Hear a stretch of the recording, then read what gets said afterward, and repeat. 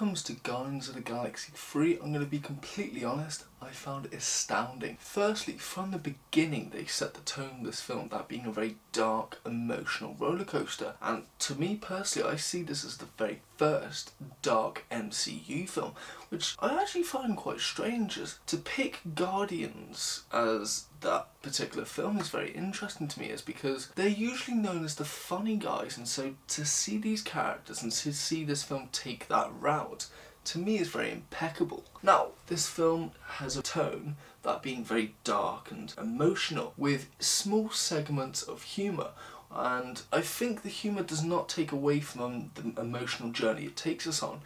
If anything, it's only there to lighten this heavy mood that we get throughout the film, and I think it does an amazing job at it. As this is the third and possible last film of the Guardians of the Galaxy, they play with the idea of characters' lives hanging in the balance. We get this from the very beginning up until near the end of the film. I think they use this technique very well. Another great thing about this film is, for once, Marvel have made a great villain. Not only is he horrific, but he's got this scary god complex, and he's got an unhealthy, disturbed obsession over 89P13, and he'll go to any lengths to get it, and it comes to a point where his own team are trying to stop him. Honestly, he was a great villain and did amazing in this film, and I hope to see more of these type of villains. Now, I really enjoyed the character of Rocket, and so to see a film based on his entire backstory was really enjoyable, and you really feel sad for the character as the way he was created and treated, but not only just for him, but for creatures very similar to him that we grow accustomed to and sadly see their demise. That's another thing I really enjoyed about this film, is I liked how they used the character of Rocket to tell a not so subtle message against animal cruelty, as Rocket is a very intelligent animal, but because of his disfigurement and the fact he has served his purpose, they will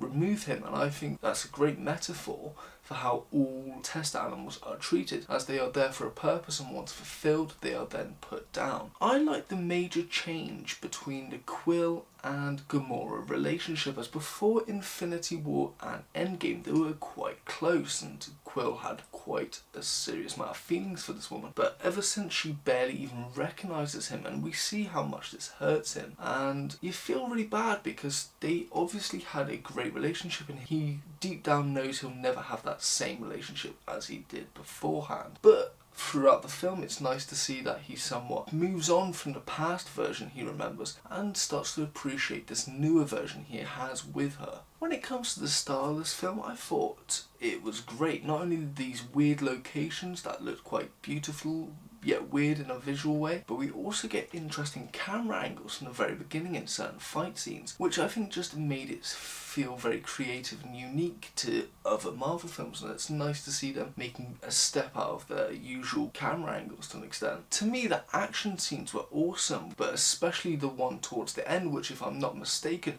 is a one-take action sequence, and not only did it look cool from both a visual perspective, but also on the action side as well. Did amazing. Something many people might not mention, but to me it was definitely a huge impact on the film, that being the soundtrack, as I think each one of the songs adds a deeper impact and meaning to the film. We start off with the song Creep by Radiohead, which really sets the tone for the majority of the film, and then we get songs like No Sleep Till Brooklyn by the Beastie Boys, used before and during an action sequence, and I personally think it just elevated that action sequence even more. So shout out to the music department, you did an amazing job. When it comes to the ending of this film, I will say it was quite sad. Whilst we don't see any particular character die, we do have to somewhat say goodbye to the Guardians as they all disband. When it comes to criticisms, I don't have that many. My only one really is I felt like the film felt a bit similar to Ant-Man, with the antagonist and comedic sidekick, as we see the comedic sidekick,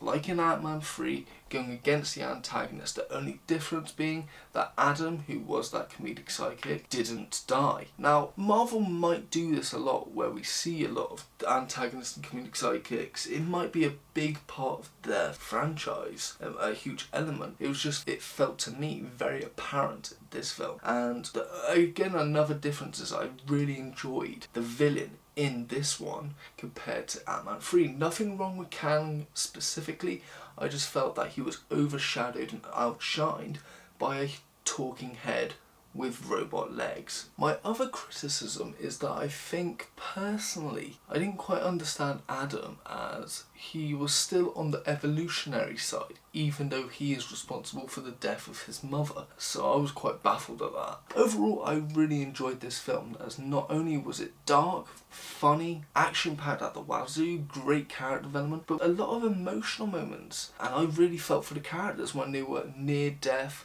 or seriously injured. And so with all that to say, is it good? No, it's great. Rating wise, it's at 8.5 out of 10.